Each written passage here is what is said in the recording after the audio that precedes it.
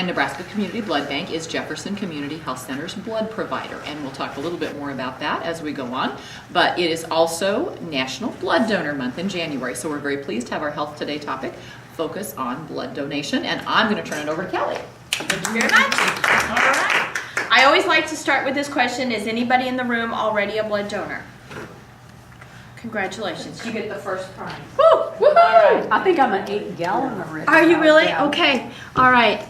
You know, it's a very personal question. Not all of us can donate blood, but there's other ways you can always help your local blood provider besides rolling up your sleeve. We need people to help with the blood drives, and we do have a very good blood drive program here at the hospital, but there's room to grow. And Jean Smith is our coordinator, and we rely on her to kind of connect the community with when we're going to be here.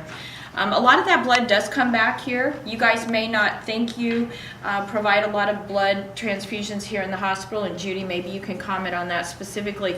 But in order to be the critical access hospital, you have to be able to do that. We are there 24/7, 365 days a year to provide blood for you. Blood and blood products, platelets, some of the other things that don't get given quite as often.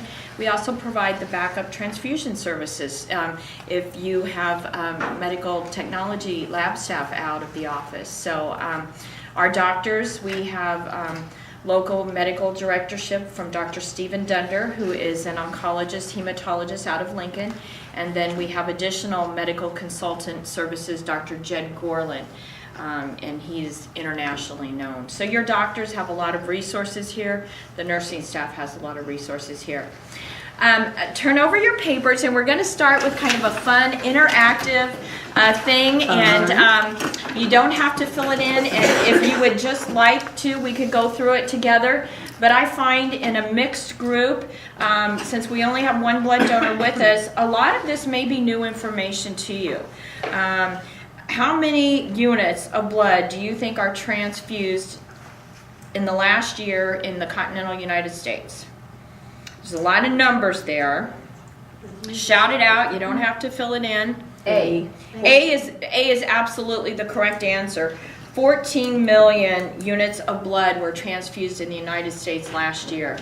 If we think that the average patient might get maybe 2 units of blood, that is still 7 million patients at a minimum that were affected because somebody took the time to roll up their sleeve and donate blood for 1 hour. Now, if we think even more about those patients, let's hope they have at least one loved one that cares about them. So then we're back up to doubling the impact of that gift. So 1 hour of your time, 1 unit of blood has a huge impact, kind of that ripple effect of the pebble in the water. So you never know just how many lives you have improved.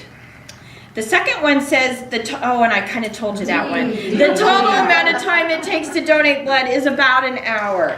To donate the blood is 5 to 7 minutes. Okay, we tell you come spend an hour of time with us, and most people who aren't blood donors have the fear of the needle.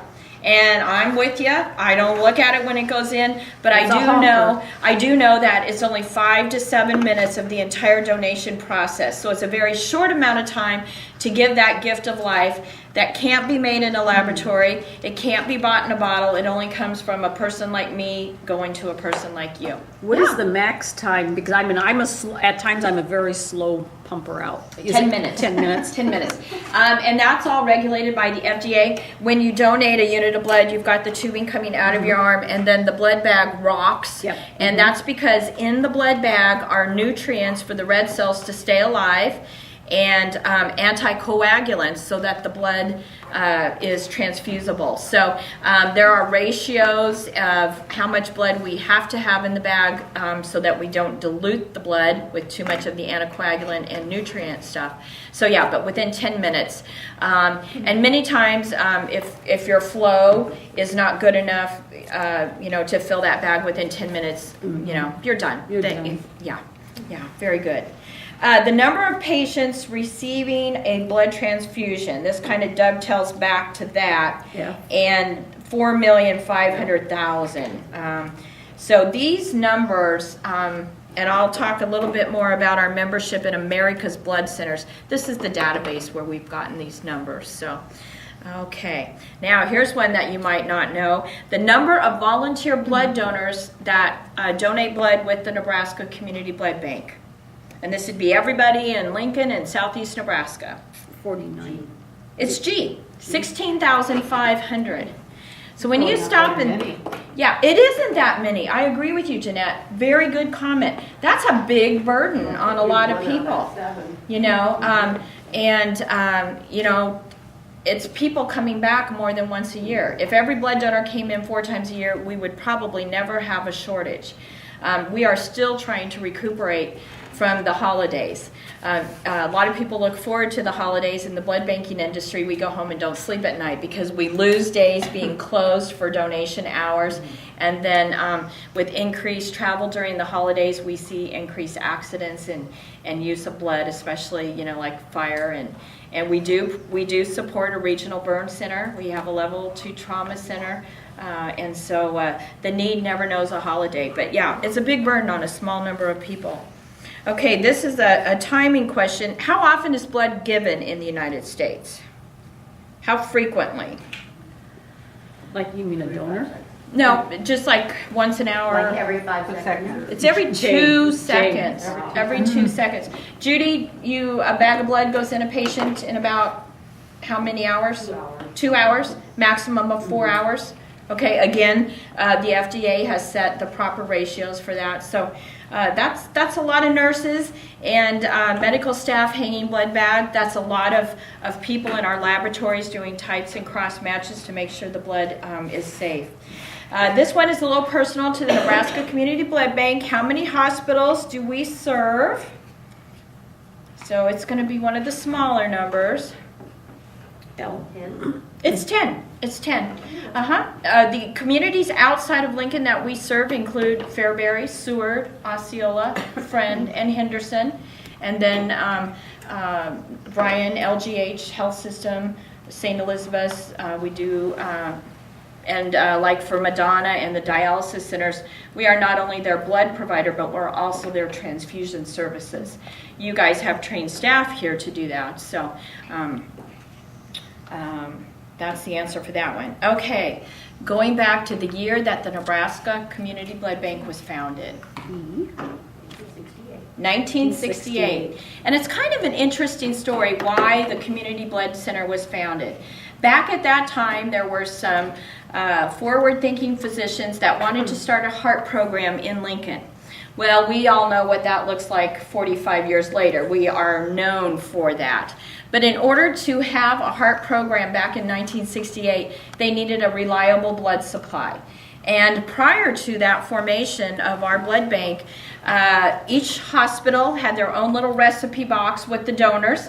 A lot of them were probably medical residents, physicians, and at that time you could get paid a small stipend for donating blood. So they would just literally call you in because they knew they were going to need the blood. Well, in order to run a heart program, you need to have units on the shelf, tested, ready, and able to be transfused to a patient.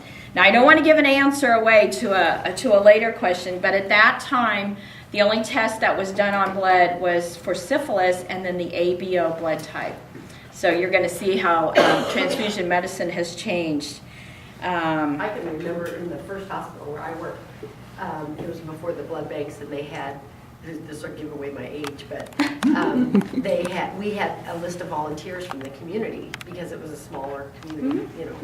And so you just call in, I called down the, you know, A negative list or the A positive list or whatever blood type it was. And of course, it was very rare to get AB negative, you know, that kind of, some of the more rare blood types. You didn't have very many people in the community that could be, you know, give that. So. Yeah, very much so. They even had it.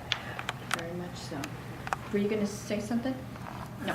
Okay, today we do over a dozen infectious disease tests on the blood. We are checking for things like HIV, we are checking for hepatitis, and the testing and the science is so sophisticated, we check the core and we check the surface antigens. The blood that's transfused today is very, very safe. a great deal of what we do involves quality assurance and testing, and at every point in time, whether you're out here on a vehicle in the parking lot at the hospital or whether you're in one of our 4 fixed sites in Lincoln, it's real time, and we know needles in the arm, needles out of the arm, patients getting betadine scrubs, so we can trace that blood every step of the way. The number of units, blood and platelets, collected by the Nebraska Community Blood Bank last year.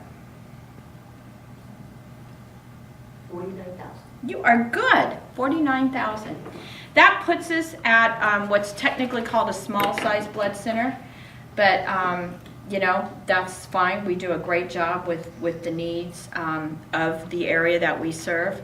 We also are very proud of the fact that at any given time on our inventory shelves, which our main facility is at 84th and O Street in Lincoln, we have enough blood in a reserve emergency supply if some unthinkable catastrophe would happen. A major pileup on Interstate 80. So at any given time, our commitment to the state of Nebraska is that we would have enough blood on the shelves tested and labeled, which takes 2 days after it comes out of your arm, to treat 100 casualties for the first 4 hours. Now, those are some major big catastrophes. And the theory is blood has a limited shelf life. Does anybody know how long we can keep it in a bag? Is it 90 days? It's 6 weeks. Oh, 6 weeks. 42 days. It's not like a box of Kleenex where you can just keep it there until you need it. So we keep this emergency reserve on hand for the citizens in the state of Nebraska. If we had that unmentionable catastrophe, what would happen? We'd probably go through the inventory that we have, and then we would need to import from other blood centers. And just as a matter of interest, like Sioux City and Des Moines and Kansas City and Denver and Rapid City, they're all community-based blood centers like we are.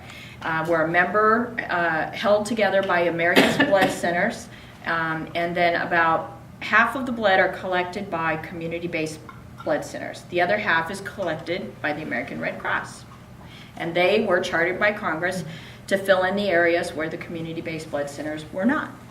So, Now, do they do Omaha, or who does Omaha?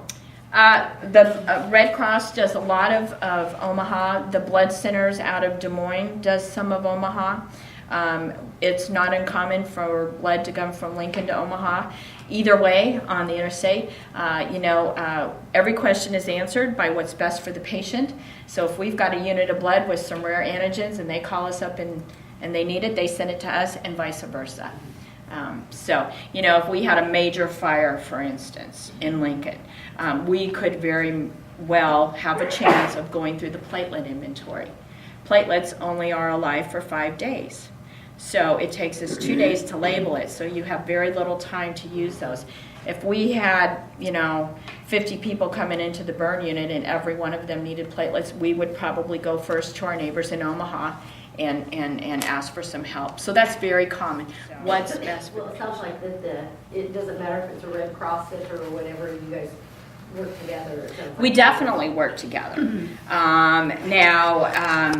It does matter because you guys have qualified and have our procedures in line. We have checked your lab. That Dan and his staff does a good job of keeping the refrigerators at the right temperature, that the things that need to keep moving on a shaker plate are kept moving, and we have a good relationship and comfort level that blood is taken care of properly. So you work with your own hospital, but no, when push comes to shove and a patient's life is hanging in the balance, the blood would come to us and then we would issue it out. We assume all of the risk of knowing that it's properly tested, has been properly stored. You guys would never have to do that. We do that for you.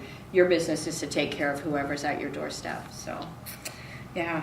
And then the last one, number of people it takes to make a difference. And it's just one. It's just one. Now, why do you think most people in this room haven't donated blood? There's one reason that comes up time after time. Is that nobody's asked them. Is that crazy? You mentioned that you were almost an 8-gallon donor. My father was almost an 8-gallon donor, and he was back in the days of the recipe box. He was ONAG, and he did get called in the middle of the night to come in, and he got dressed and went in. And I grew up seeing that, but until someone really came and talked to me about it, I didn't get it. So it's someone asking someone else. And at every time in your life, that moment may become right for you to become a blood donor. You may have a loved one whose life was saved or extended because of blood or blood products. You may have somebody you enjoy knowing at work that comes and says, hey, could you help us out and donate blood next week? It's a very personal decision. And no pressure to anyone in the room who isn't a blood donor. Actually, only 1 out of 20 people is a blood donor. But isn't there a lot of people that are on medication that can't donate too? Well, and one thing we'd love a chance to tell a group of people is 5 years ago, if you were deferred because of your blood pressure medication, call us up. We have nurses that will confidentially talk to you, and you can say, I'm on this particular medication, because those guidelines change. The FDA constantly is looking at what people can be on. Now, we have a list of drugs that do definitely rule you out of being a blood donor. But most of the time, your common blood pressure medications, your allergy medications, those are just fine. The flu vaccination. It used to be, a couple of years ago, you couldn't donate blood for weeks. It's the next day. If I got my flu shot at 10 o'clock, I could donate blood at 8 o'clock the following morning. So as science advances, those guidelines change. So we encourage anyone who says, well, you don't want my blood because you deferred me a couple of years ago. There are several kinds of deferrals. It could be a very temporary thing. And a lot of times women have low iron levels. Well, the FDA has set minimum guidelines for the hemoglobin level for you to be eligible to donate blood. And that's because, number one, you have to be healthy. You're the first person we're taking care of. And then the second person that we'll probably never meet in one of the hospitals somewhere, nothing but make you stick together when the fibrin lays out over a cut. Then they stick to that like a spider web, and they stop you from bleeding. So we do make about 3 products from each unit of blood. Now, we have a red cell pheresis, which is an automated procedure, and that is where the blood comes out of the arm and it goes into a bedside mini centrifuge, and it spins the blood and just keeps the red cells, and it gives you back your plasma and your platelets for the most part. Those are called double red cells. They're called red cell pheresis. Those are excellent units to give to cancer patients. Cancer patients get transfused multiple times over the course of their treatment, and so we want to do our best to expose them to as few foreign things, antibodies and antigens. No science lesson today, but we want to do our job, so that would be an excellent unit to go to a cancer patient. Burn patients get a lot of plasma. We love to try to give them the same donor. Now, a whole blood donor can come every 8 weeks. We're coming down to your hospital here about every 8 weeks. The double red cell donors give every 16 weeks because we're taking 2 units, okay? And then platelet donors can donate platelets every 2 weeks. So, but do you have any questions? Because I'd love to finish up in the remaining time with something that would be important to you. How much do you have to weigh to give blood? You have to weigh 115 pounds. And that is a guideline that is set by our medical director. And you will see that that varies from blood collection agency to blood collection agency. It used to be 110. We take about 1 pint of your blood, and we've all got about 10 to 12 pints of blood in our body. So if you look at reaction rates and things like that, people do a lot better if they weigh 115 pounds. We also have a different minimum age. We won't collect from anyone younger than 17. And there are a lot of blood centers that will collect from younger. Now, I'll tell you the science papers that we're reading and the reaction rates that our nursing staff see, being a little bit older and a little heavier, the reaction rates go down. And I truly do mean it that we consider taking care of 2 patients, and the donor is the first patient we take care of. We want to make sure they're well hydrated. We want to make sure they got a good meal on board, which is a very common misconception among a lot of Hispanic donors. they think you have to fast. No, and We began and, doing drives for Nebraska Community Blood Bank later in the year in 2003 because we really felt like it was important that for our blood supplier that we were doing something to help that blood supply. So that is why we began hosting the drives with Nebraska Community Blood Bank. I know sometimes there's some concern out in the community that it's competition with the American Red Cross, which has been doing blood drives here forever. We don't want to hurt the American Red Cross blood drive, but from the statistics that I have seen, if 1 out of 20 people currently donate, and let's say they all donate to the American Red Cross, good for them. We don't want to discourage them from donating. But that leaves 19 out of 20 other people that could come and help us to support our blood provider. So we don't feel like we're wanting to steal away anybody. We're just wanting to further develop the blood donors in our community and really encourage our community to be a part of helping other people. We did go to using Nebraska Community Blood Bank because they had a lot of conveniences that they offered for us. Their service and turnaround time have been excellent. Their location and their, where we're at on their routes and those kind of things have been very convenient for us. And we are, I believe Kelly said, one of 10 hospitals that do use Nebraska Community Blood Bank. So it has been great for us, and it's been a wonderful partnership. And the reason we do the drives is to support our partner. So just wanted to make sure you were all aware of that.